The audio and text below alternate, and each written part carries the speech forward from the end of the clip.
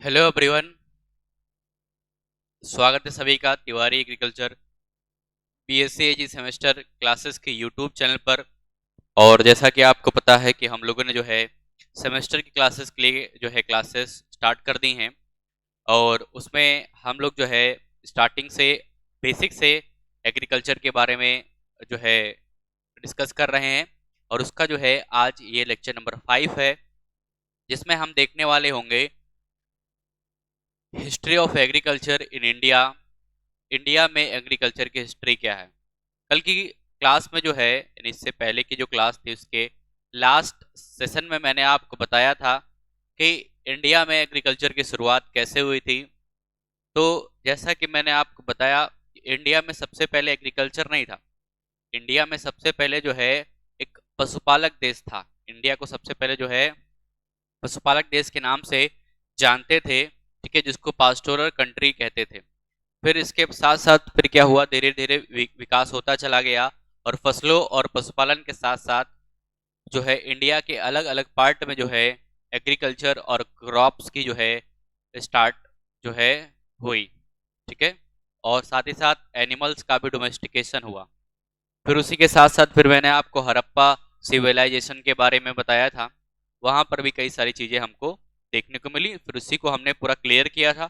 अब उसका जो है हम यहाँ पर जो है लिखने जा रहे हैं, उसका नोट्स बनाइए, ठीक है। समझा मैंने कर दिया था। और जो बुक आप देख पा रहे होंगे, principles of agronomy, Reddy and Reddy की बुक है ये, ठीक है। और फ्री पीडीएफ नोट्स के लिए आप टेलीग्राम चैनल जरूर ज्वाइन करें। टेलीग्राम चैनल जो है तिवारी एग्रीकल्चर बीएससी जी सेमेस्टर है, वहां पर सभी लोग जुड़ जाएंगे। डिस्क्रिप्शन में भी आपको टेलीग्राम की लिंक आपको मिल जाएगी, उससे आप ज्वाइन कर लें, ठीक है। और ज़्यादा से ज़्यादा इसे शेयर करें, बिल्कुल बेहतर तरीके से हम चीज़ों को डिस्कस कर रहे हैं, ठीक है। चलिए, क्योंकि आपको पता है जब हम बात करते हैं बीएससी एग्रीकल्चर की, यानी बीएससी ऑनर्स एग्रीकल्चर की, तो वहाँ पर क्या होता है कि एग्रीकल्चर का तो बच्चा होता ही होता है, मैथ और बायो ग्रुप का भी बच्चा होता है। तो मैथ और बायो ग्रुप को भी हमको लेके चलना है कि इनको भी कोई प्रॉब्लम ना हो। तो यहाँ पर हेडिंग लिखिएगा development of agriculture in India. हम डिस्कस कर रहे हैं यहाँ पर जो है प्रिंसिपल्स ऑफ एग्रोनॉमी जो बुक है उससे, ठीक है। आप इसको परचेज कर सकते हैं। अभी कौन कौन सी बुक्स आपको लेनी है उसका भी वीडियो आपको मिलेगा, जैसा कि मैंने आपको बताया था, ठीक है। तो यहाँ पर लिखिए heading development of agriculture in India. Word में हम बात कर चुके हैं,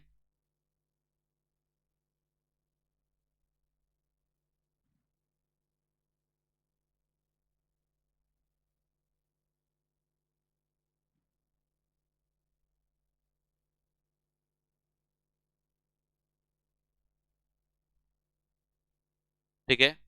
development of agriculture in India,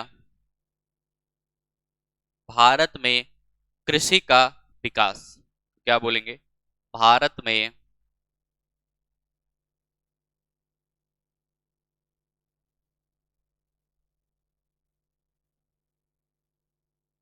कृषि का विकास।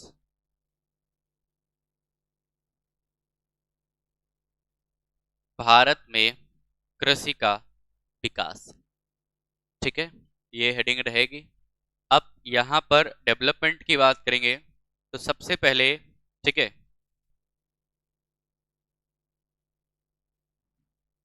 यहाँ पर लिखिएगा सबसे पहले, जैसा कि मैंने आपको बताया था, इंडिया में सबसे पहले क्रॉप्स का कल्टीवेशन नहीं था। इंडिया सबसे पहले एक पशुपालक देश था, ठीक है। तो यहाँ पर लिखिएगा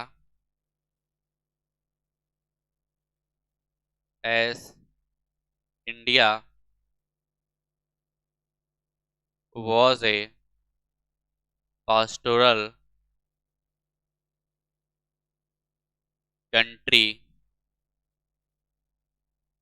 pastoral country, as India was a pastoral country before started agriculture, before starting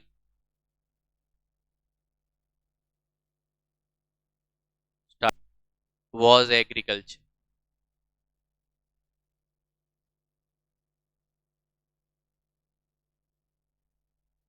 ठीक है। यानी कि अगर हम भारत की बात करते हैं, इंडिया की बात करते हैं, ठीक है, तो कृषि की शुरुआत होने से पहले भारत एक कैसा था? पशुपालक देश था। पास्टोरल कंट्री का मतलब पशुपालक देश। तो ये अगर आपसे पूछा जाए कि before the starting of agriculture in India, ठीक है, तो इंडिया क्या था? तो इंडिया एक पशुपालक देश था, जिसको हम कहते हैं पास्टोरल कंट्री। तो यहाँ पर हिंदी में लिख लीजिएगा, कृषि की शुरुआत होने से पहले, ठीक है, कृषि की शुरुआत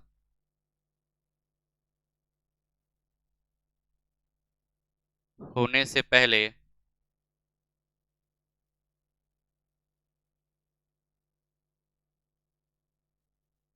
भारत एक पशुपालक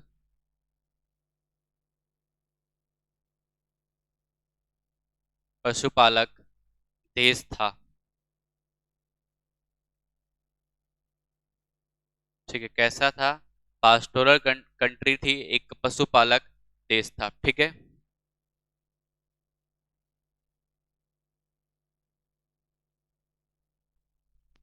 ठीक है, अब इसके क्या हुआ? अब यहाँ पर अगर हम बात करते हैं, फिर क्या हुआ? धीरे धीरे डेवलपमेंट हुआ। पहले तो ये क्या था? एक पशुपालक देश था। फिर उसके बाद क्या हुआ? और चीजों की जो है कल्टीवेशन स्टार्ट हुई, मतलब पशुपालन के साथ साथ। ठीक है, तो यहाँ पर लिखेगा development of crops and animals. इसी के आगे लिखेगा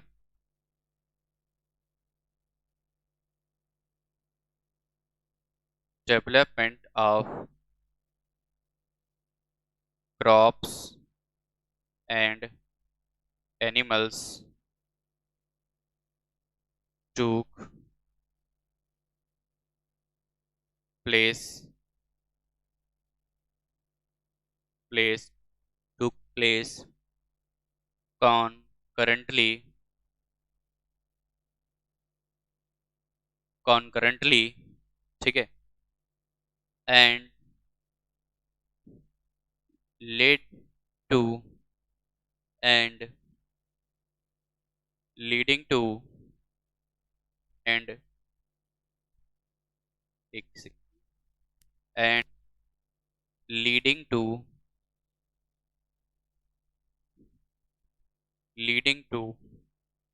various various various types of farming system various type of farming system which are now in different part of our country.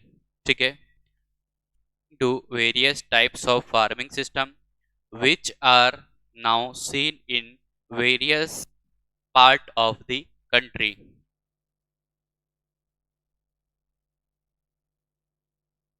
ठीक है, नोट कर दिया होगा। इसके बाद आगे लिखिएगा system which are which are which are which are now, how नहीं now, which are now seen in various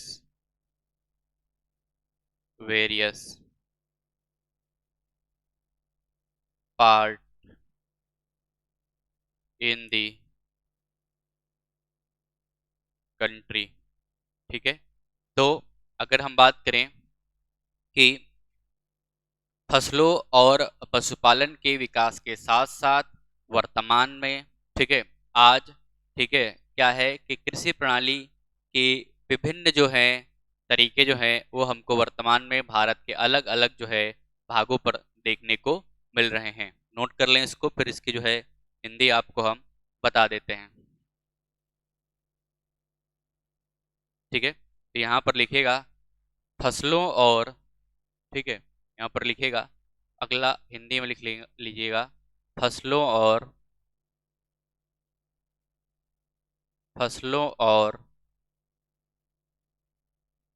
पशुओं के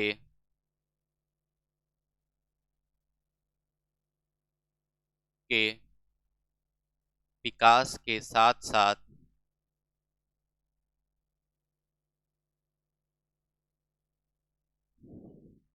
के साथ साथ ठीक है, अनेकों अनेकों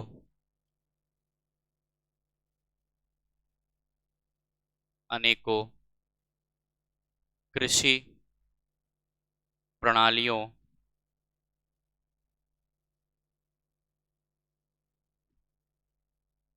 का विकास हुआ विकास हुआ जो वर्तमान में जो वर्तमान में देश के अलग अलग भागों पर देखने को मिलती। ठीक है, जो वर्तमान में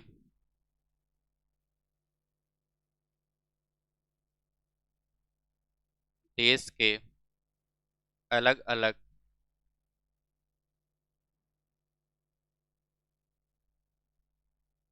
भागों में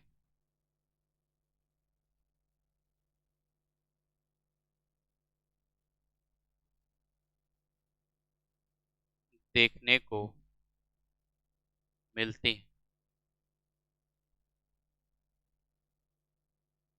ठीक है, पहले क्या था? पहले भारत क्या था? एक पशुपालक देश था। फिर क्या हुआ? पशुपालन के साथ साथ फसल का भी शुरुआत हुआ, और उसके साथ साथ आज अपने इंडिया में देखेंगे तो अलग अलग जो है स्टेट में, अलग अलग जगह पर जो है, पूरे कंट्री में आपको जो है पशुपालन और उसके साथ साथ जो है कृषि की जो अलग अलग फार्मिंग सिस्टम है, उनका जो है डेवलपमेंट देखने को मिला। ठीक है, अब यहाँ पर इंडिया का कंट्रीब्यूशन अगर देखें, ठीक है, उसकी बात की थी तो इंडिया का कंट्रीब्यूशन किस में था? राइस में। ठीक है, तो यहाँ पर अगर हम बात करते हैं इंडिया के कंट्रीब्यूशन की, तो यहाँ पर लिखेगा इंडियाज, अगला point, India's most contribution in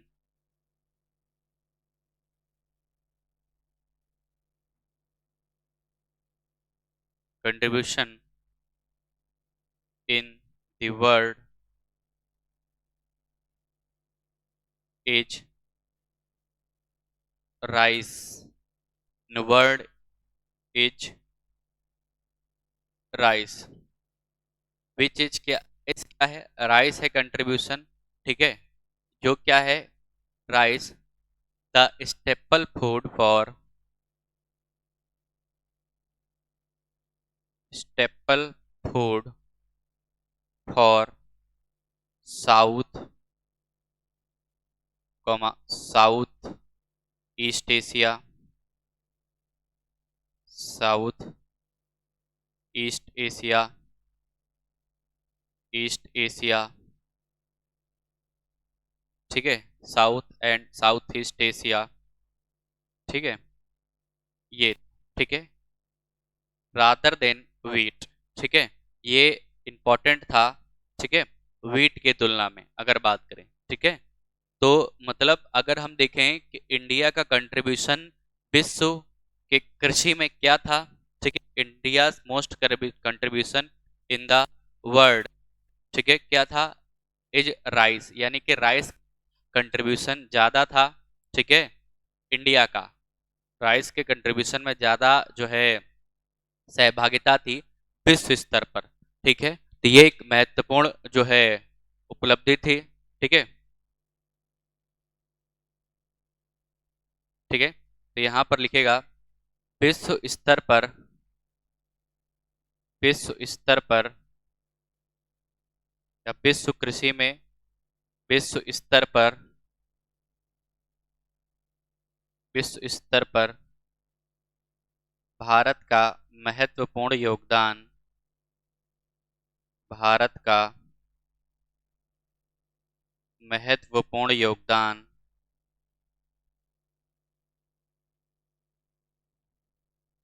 ठीक है, महत्वपूर्ण योगदान, योगदान ठीक है। धान में था, धान में था जो, जो दक्षिण, तो दक्षिणी, कौमा, दक्षिणी पूर्वी, दक्षिणी पूर्वी एशिया, एशिया की मुख्य फसल थी। एशिया की मुख्य फसल, एशिया की मुख्य फसल थी। मुख्य फसल का मतलब स्टेपल क्रॉप थी।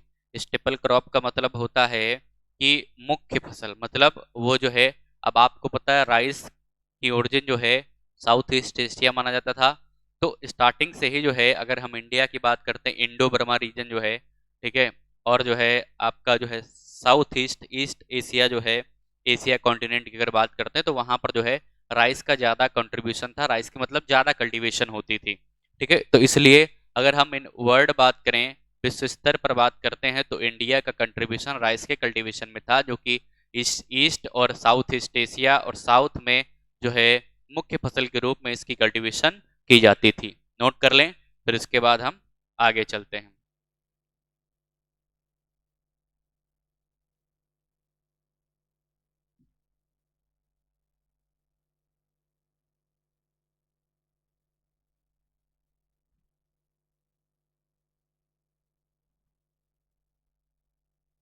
ठीक है, नोट हो गया होगा। फिर इसके बाद आगे बात करते हैं। ठीक है, अब यहाँ पर करते हैं जैसे sugar cane, numbers of legumes and tropical fruit like mango are the native place of India. ठीक है, इनके सब नेटिव प्लेस क्या है? इंडिया, मतलब इनकी ओरिजिन जो है इंडिया मानी जाती है। ठीक है, तो इसको नोट कर लिया होगा आप लोग ने। ठीक है, फिर इसके बाद जो है, ठीक है, तो यहाँ पर आगे लिखिएगा अगला पॉइंट। क्या लिखेंगे? अगला पॉइंट यहाँ पर लिखिएगा। अगला पॉइंट यहाँ पर लिखिएगा। क्या लिखेंगे? शुगर केन, शुगर केन,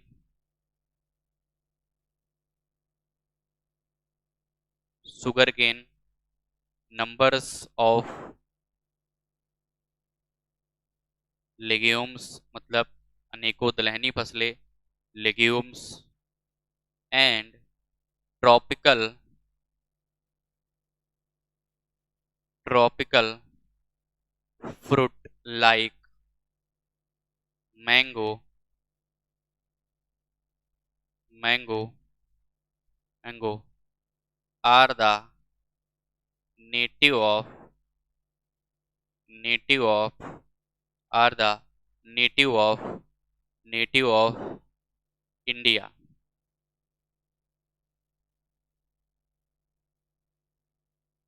ठीक है, इंडिया मतलब शुगर केन हो और चाहे बहुत सारी दलहनी फसलें थी, इनकी सबकी जो है उत्पत्ति क्या मानी जाती है? इन सभी की उत्पत्ति जो है भारत मानी जाती है। तो यहाँ पर लिखिएगा गन्ना,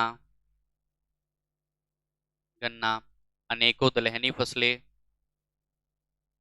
अनेकों दलहनी फसलें, दलहनी फसलें, ठीक है, एवं उष्ण कटिबंधीय फल जैसे आम, एवं उष्ण कटिबंधीय, उष्ण कटिबंधीय फल जैसे आम, आम, जैसे आम का मूल स्थान भारत है। आम का, आम का मूल स्थान,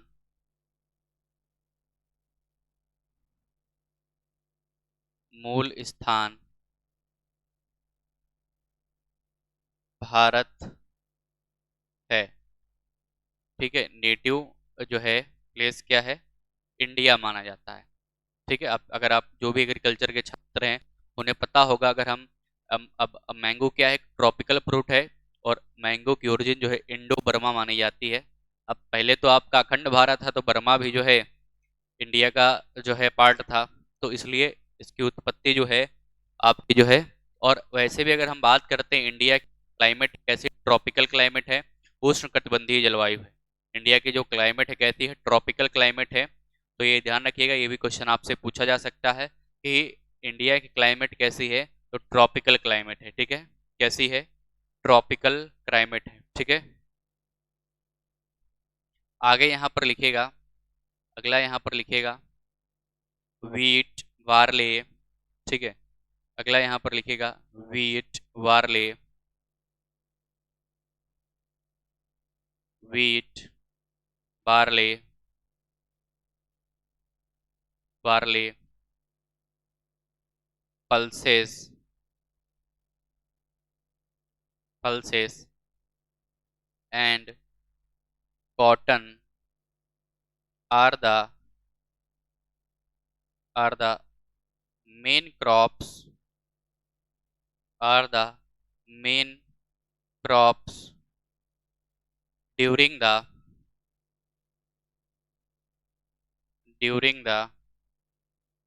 हड़प्पा हड़प्पन सिविलाइजेशन।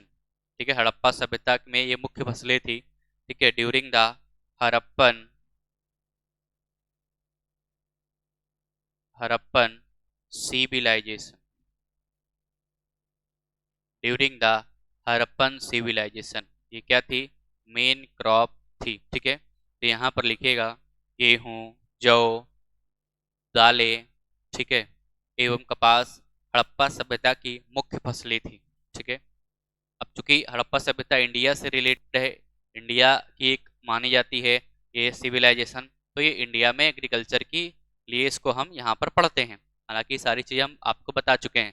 तो यहाँ पर लिखिएगा, क्या लिखेंगे, गेहूँ,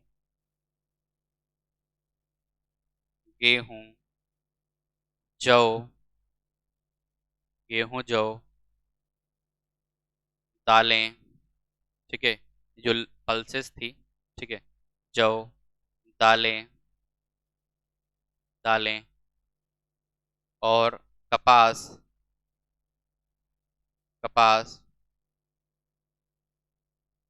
कपास हड़प्पा सभ्यता की, हड़प्पा सभ्यता की, हड़प्पा सभ्यता की मुख्य फसलें थी। हड़प्पा सभ्यता के दौरान, सभ्यता की मुख्य फसलें थी, हड़प्पा सभ्यता के दौरान मुख्य फसलें थी, के दौरान, के दौरान मुख्य फसलें थी, मुख्य फसलें थी, मुख्य फसलें थी। अब जब इनको जो हम हड़प्पन सिविलाइजेशन की बात करते हैं, तो जैसा कि मैंने बताया था, प्लाऊ के बारे में उनको पता था। ठीक है, क्रॉपिंग, सीक्वेंस क्रॉपिंग के बारे में उनको पता था। ठीक है, और गिनिंग के बारे में, उटाई के बारे में पता था। ठीक है, क्लॉथ मेकिंग के बारे में पता था, स्पिनिंग के बारे में पता था। ठीक है, और हड़प्पन्स जो थे, ठीक ठीक है, और हड़प्पा सभ्यता के जो लोग थे, उनको जो है पक्षियों को भगाने के बारे में जो है वो स्लिंगिंग बॉल्स का इस्तेमाल करते थे, मतलब ईंटों के पत्थर जो है, पत्थर जो है उनका इस्तेमाल करते थे मारने के लिए, पक्षियों को भगाने के लिए। उन सब के बारे में उनको नॉलेज था, इतना नोट कर लीजिए, फिर आगे डिस्कस करते हैं। ठीक है,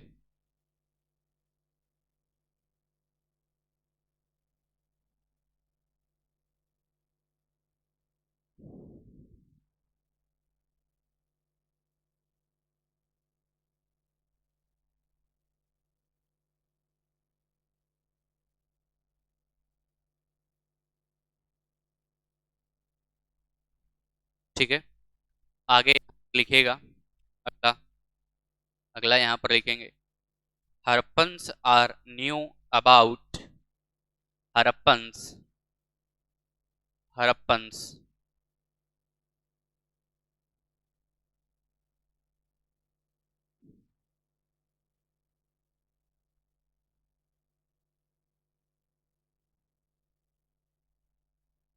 are knew about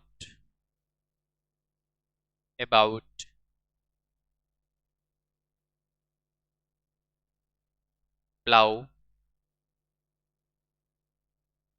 wheel, cart, पहिएदार गाड़ी, cart, cart,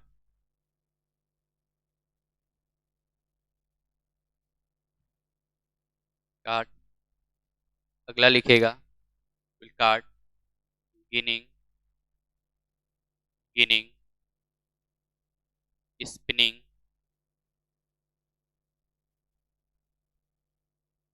and weaving of cotton. ठीक है, मतलब सूत की कताई के बारे में, ओटाई के बारे में, पहिएदार गाड़ी थी उनके पास, ठीक है, और हल के बारे में, इनके बारे में हड़प्पा के जो निवासी थे उनको इसकी जानकारी थी। तो यहाँ पर लिखेगा हड़प्पा सभ्यता के वासियों को, हिंदी में लिखेगा हड़प्पा सभ्यता के वासियों को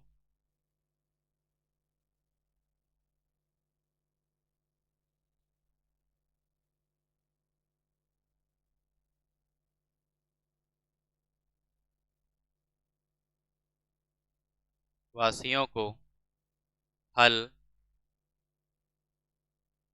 पहिएदार गाड़ी,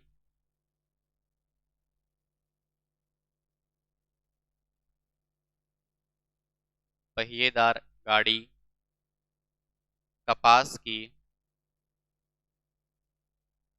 कपास की उठाई, कताई, ठीक है, कपास की उठाई, सूत कटाई और कपड़े बुनने के बारे में जानकारी थी। ठीक है, ठीक है, कपास की उठाई, गिनिंग, उठाई, कताई एवं बुनाई के बारे में, बुनाई के बारे में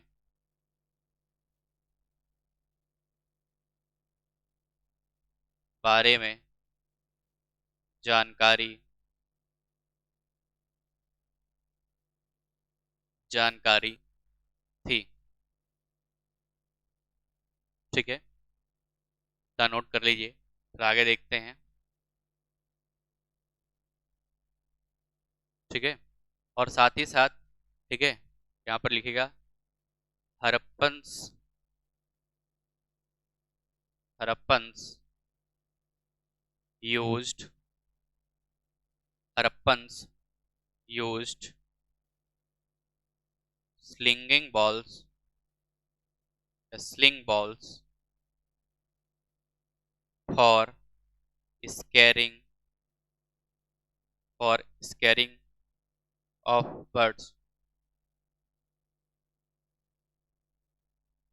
ठीक है, Harappans used sling balls for scaring of birds, मतलब हड़प्पावासी पक्षियों को भगाने के लिए गेंदों का प्रयोग करते थे। ठीक है, हड़प्पावासी,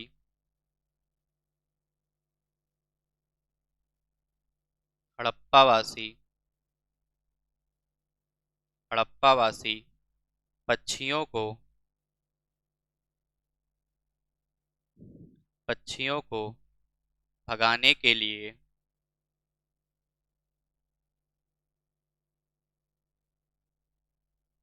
भगाने के लिए गेंदों का प्रयोग करते थे।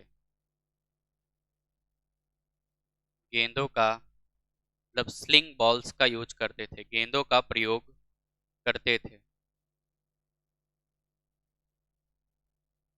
गेंदों का प्रयोग करते थे, किसका, स्लिंग बॉल्स का यूज करते थे। तो मतलब इससे पता चलता है कि पक्षी थे, पशु थे, ठीक है, और जो है क्रॉप्स की, इनको कॉटन के बारे में सारी पता थी, कटाई, ठीक है, उटाई, बुनाई का मतलब कैसे कपड़े बुने जाते हैं, इन सब के बारे में जो है, ठीक है, नॉलेज था। ठीक है, ये सब एविडेंस मिलते हैं जब जो है आर्कियोलॉजिकल जो है एविडेंस की अगर हम बात करें तो उससे हमें ये पता चलता है कि जो हड़प्पावासी थे उनको इन सभी के बारे में नॉलेज था। नोट कर लें, फिर उसके बाद आगे बात करते हैं।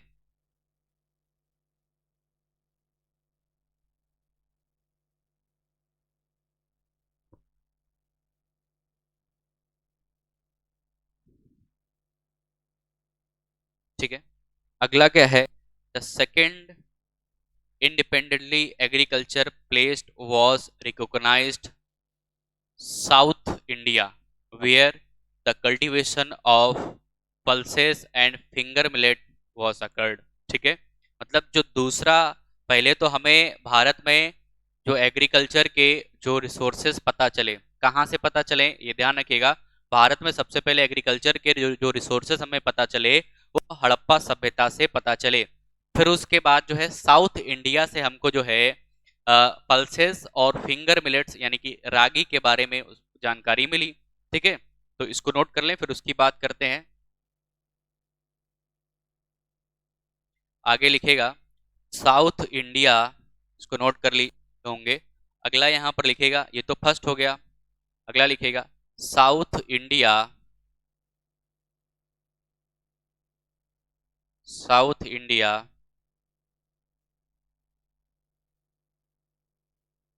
was the second second initially initially initially independent agriculture region, independent agriculture region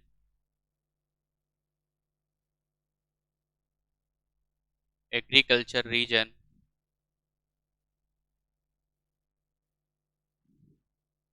for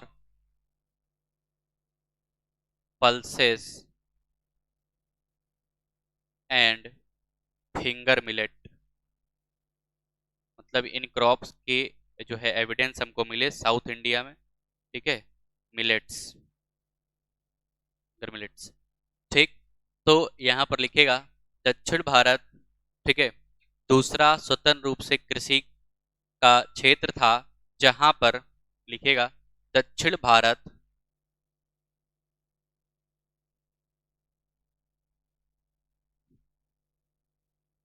दक्षिण भारत स्वतंत्र कृषि के रूप में, स्वतंत्र कृषि के रूप में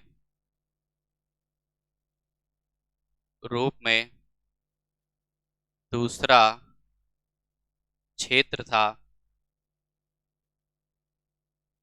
जहां, ठीक है, दालों और फिंगर मिलेट के जो है मतलब प्रमाण मिले थे। ठीक है,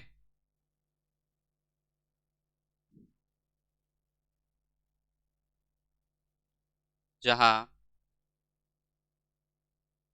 जहां ठीक है, दालों और दालों व रागी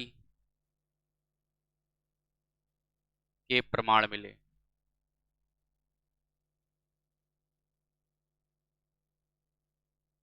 ठीक है, हिंदी जो है मैं आपको अपनी भाषा में लिखाता हूँ, कन्वर्टेड नहीं हुई कि पूरा उसका जो है ट्रांसलेशन मिलेगा। हिंदी को और आसान करके मैं बता, ठीक है, कि आपको समझ में आए। अब इसके बाद ये तो सेकंड था फेज। फर्स्ट हड़प्पा सभ्यता की बात की, हड़प्पन सिविलाइजेशन में क्या क्या हमको रिसोर्सेज पता चले। फिर उसके बाद second south India, and third one is, ठीक है, मेडिटेरियन डक्कन प्लेट्यू। ठीक है, थर्ड क्या था आपका?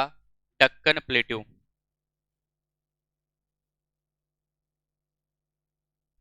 ठीक है, थर्ड क्या था आपका? दक्कन प्लेट्यू। ठीक है, अगला लिखिएगा the third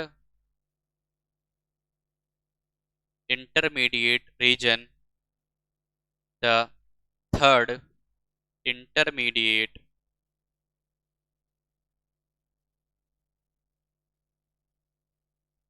reason region was west and east Deccan plateau, Deccan plateau, plateau where where wheat where wheat, rice, lentil and other crops are other crops are crops are other crops are spread spread to this region। ठीक है, तो तीसरा जो reason था वो Deccan plateau. Deccan plateau Bharat का कहाँ पर है? जैसे हम यहाँ पर अगर हम बात करते हैं तो ये वाला जो रीजन है, ठीक है, ये मालवा रीजन वाला है, मालवा प्लेट्यू। ये वाला जो रीजन है आपका डक्कन प्लेट्यू कहलाता है। ठीक है, यही है डक्कन प्लेट्यू, जिसको हम डक्कनी पठार भी कह देते हैं। यही है डक्कन प्लेट्यू। तो डक्कन प्लेट्यू से हमको व्हीट, राइस, लेंटिल्स और अगर जैसे फिंगर मिलेट्स, इन सभी को जो है हमको एविडेंस वहां से मिले। ठीक है,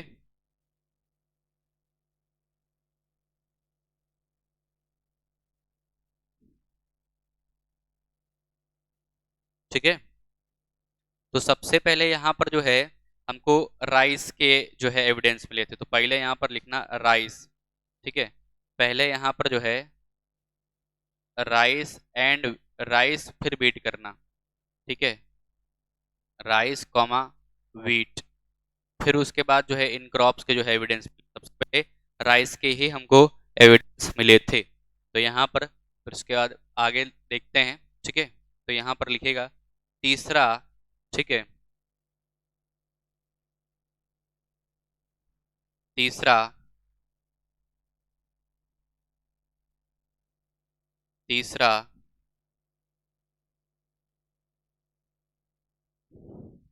मध्यवर्ती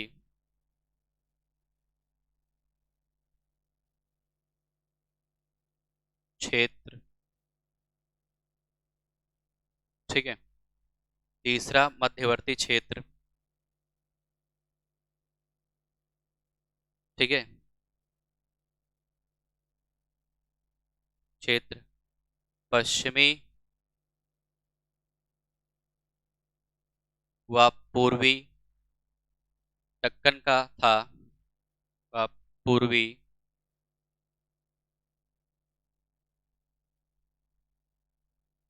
दक्कन का था, जहां पर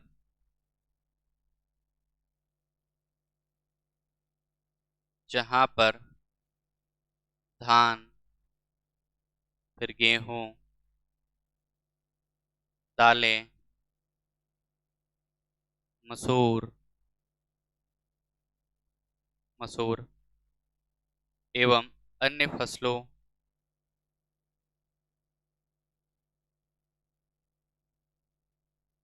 एवं अन्य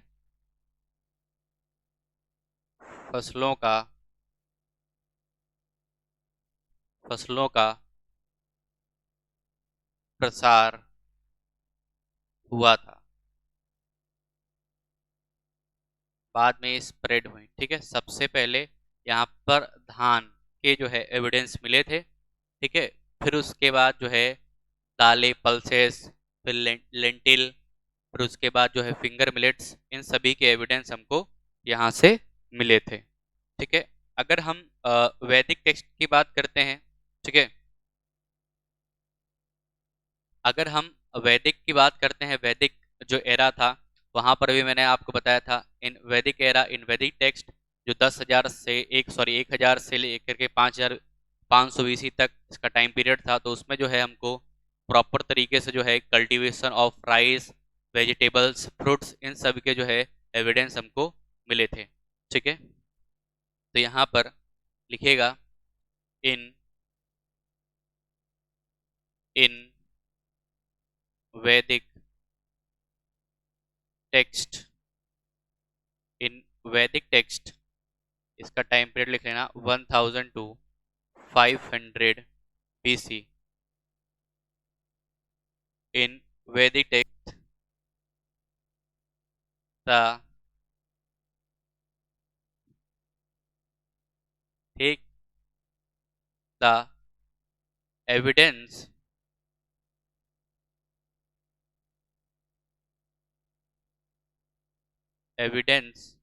of several crops like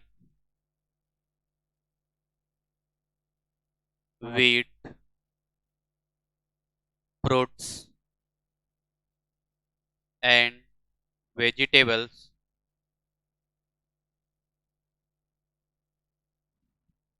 are found. मतलब जो वैदिक एरा था, जो वैदिक समय था, अगर उसमें अगर वैदिक ग्रंथ में बात करें, जो वैदिक पीरियड था, तो वहां पर भी हमको विभिन्न प्रकार के जो है फसलों की खेती से संबंधित, सब्जियों से खेती से संबंधित, और साथ ही साथ अगर हम पल्सेस की बात करें तो पल्सेस के रिलेटेड भी एविडेंस हमको वहां पर मिले। अब इसी के साथ साथ जो वैदिक एरा था, यहाँ पर इनको जो है sequence cropping, intensive cultivation of land, ठीक है, प्लाऊ के बारे में भी इनको नॉलेज था, ठीक है, और ऑर्गेनाइज इरिगेशन, इन सब चीजों के बारे में इनको प्रॉपर तरीके से जानकारी थी। तो यहाँ पर लिख लीजिएगा, वैदिक ग्रंथों में वैदिक ग्रंथों में वैदिक ग्रंथों में इसका टाइम पीरियड लिख लेना 1000, ठीक है, ठीक है, 1000 से लेकर के 500 BC, ठीक है, 500 BC। तो वैदिक ग्रंथों में, ठीक है, गेहूं गेहूं ठीक है, गेहूं, फल व सब्जियों के व सब्जियों के सब्जियों के भी प्रमाण मिले थे। अगर हम बात करते हैं, इससे पहले हमने बात किया था हड़प्पन सिविलाइजेशन के बारे में, तो हड़प्पन सिविलाइजेशन में भी हमको कई सारी चीज़ों के बारे में जानकारी मिली। लेकिन उससे अगर हम और पुराने बात करते हैं वैदिक एरा में या वैदिक टेक्स्ट में, तो वहां पर भी हमको एग्रीकल्चर से रिलेटेड जो जितने भी एविडेंस थे वो हमको पता चले। तो वर्ल्ड लेवल पर भी हमने बात कर लिया था, और अगर हम इंडिया में बात करते हैं तो इंडिया में भी एक कई सारे जो है तरीके हैं जिनसे हमको पता चल रहा है कि इंडिया में एग्रीकल्चर की ओरिजिन कैसे हुई। तो इन सब चीजों से हमको पता चल रहा है, ठीक है। तो वैदिक ग्रंथों में गेहूं, फल व सब्जियों के भी साक्ष्य मिले,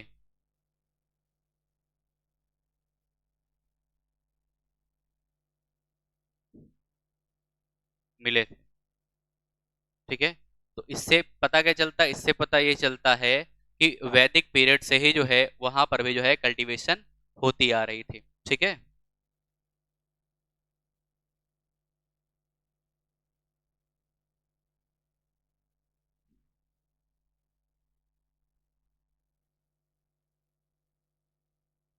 ठीक। अब यहाँ जो ये वैदिक एरा की बात करें, अगर वैदिक एरा में अगर बात करते हैं तो यहाँ के लोग और क्या जानते थे उसकी बात करते हैं। In Vedic era peoples are knew about, इसमें लिखेगा इन वैदिक एरा, अगर हम बात करते हैं वैदिक एरा में, इन Vedic era in Vedic era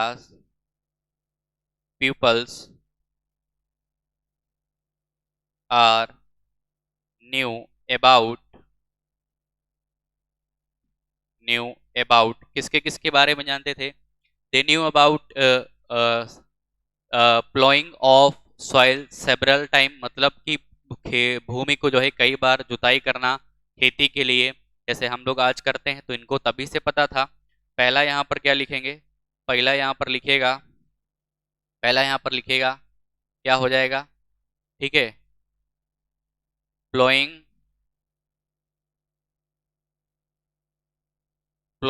of soil several time, several times. Next, sequence cropping,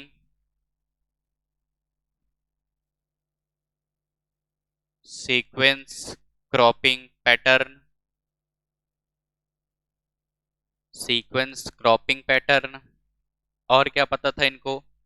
और जो है और इनको क्या पता था? और ये क्या करते थे?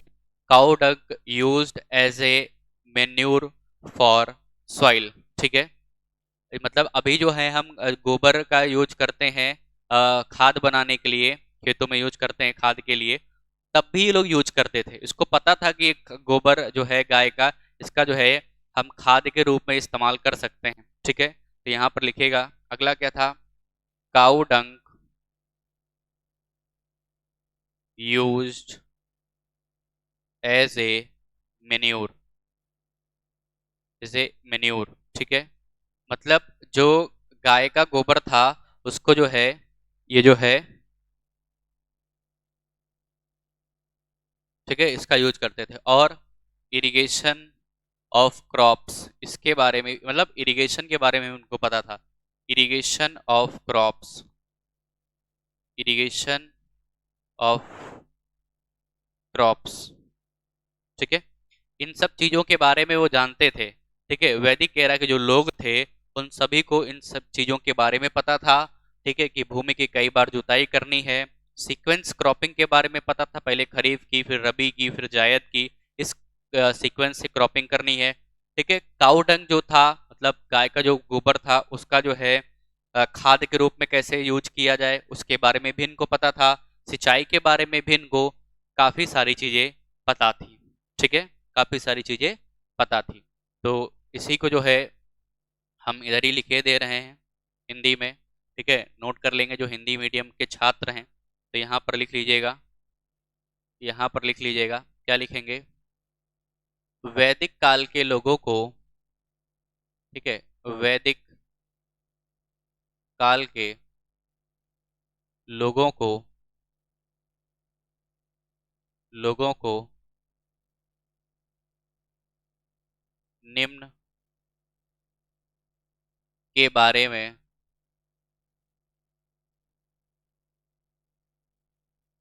जानकारी थी। किन किन के बारे में जानकारी थी? पहला वो क्या जानते थे? Ploughing of soil several time, मतलब भूमि की कई बार जुताई करना। पहला लिख लीजिएगा, भूमि की या मृदा, भूमि या मृदा की, मृदा की कई बार जुताई करना, मृदा की कई बार जुताई करना। फिर उसके बाद दूसरा लिखेगा सीक्वेंस क्रॉपिंग पैटर्न। ठीक है, क्रमागत फसल क्रम या सस्यन क्रम, क्रमागत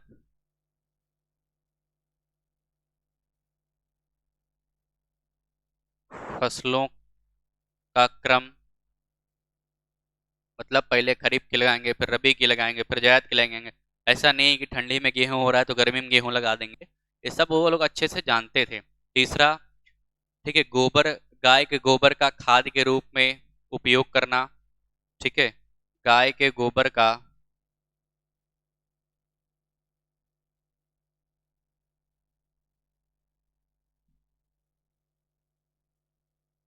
खाद के रूप में उपयोग करना। और साथ ही साथ, ठीक है, फसलों की सिंचाई, इसके बारे में भी उनको प्रॉपर तरीके से नॉलेज था। फसलों की सिंचाई, ये सब सामान्य बातें थी। ठीक है, फसलों की सिंचाई। तो ये सब आप जान रहे होंगे कि इंडिया में एग्रीकल्चर की शुरुआत कब से हुई, कहाँ से हुई। आशा करते हैं कि आपको ये समझ में आ गया होगा। और प्रॉपर तरीके से मैं आपको नोट्स भी बनवा रहा हूँ, तो थोड़ा सा चीज़ें जो है टाइम ले रही हैं। ठीक है, अब जो है इससे, इसमें थोड़ा बची हुई चीज़ें, उनको हम कल की क्लास में, यानी अगली क्लास में डिस्कस करेंगे। अब फिर देखेंगे, अच्छा, इंडियन एग्रीकल्चर कैसे एक सब्सिस्टेंट टाइप की एग्रीकल्चर, यानी निर्वाह प्रकार की कृषि है। इंडिया में। और फिर इसके बाद क्या हुआ, जब ये सब चीज़ें होने लगी, फिर जो है कमर्शलाइजेशन हो गया एग्रीकल्चर का, मतलब इन सब की जो खेती होती थी, फिर धीरे धीरे क्या हुआ, इनको व्यापार के रूप में इनकी खेती होने लगी। और फिर धीरे धीरे मिडिल एज की बात करेंगे। मिडिल एज मतलब फिर जैसे पुर्तगाली 16वीं सदी में यहाँ भारत आए, तमाम सारी चीज़ों को लेकर के आए, फिर वहाँ से जो है आगे चीज़ें और बढ़ेंगी, फिर यहाँ पर अपने मॉडर्न एग्रीकल्चर की बात आ जाएगी। ठीक है, तो वहाँ से हम स्टार्ट कर रहे हैं एंशियंट टाइम से, एंशियंट फिर मिडिवल, और फिर उसके बाद यहाँ पर मॉडर्न की बात करेंगे। ठीक है, तो प्रॉपर तरीके से चीज़ों को लिंक करते हुए मैं आपको चीज़ें बता रहा हूँ बेहतर तरीके से। कैसा चीज़ें आपको लग रही हैं तो एक प्यारा सा कमेंट तो आप कर दिया करिए। मैं अपना 101% आपको दे रहा हूँ, यहाँ पर बता रहा हूँ कि आपको एक बेसिक क्लियर हो। आप ये लिख कर ले लीजिए, किसी भी यूनिवर्सिटी, किसी भी डिग्री कॉलेज में आप पढ़ रहे हैं, आपको सीधे एग्रीकल्चर बता देंगे ये होता है, लिखना शुरू करो। इन सब चीज़ों के बारे में कोई नहीं बताएगा कि एग्रीकल्चर की ओरिजिन हुई कहाँ से। तो पूरा बेसिक से आपका यहाँ पर जो है फाउंडेशन क्लियर की जा रही है। बाकी इसके आगे चीज़ें थोड़ा इसमें बचा है इंडिया में एग्रीकल्चर के बारे में, उसको हम डिस्कस करेंगे अगली क्लास में। तब तक के लिए थैंक यू, जय हिंद, धन्यवाद, राधे राधे।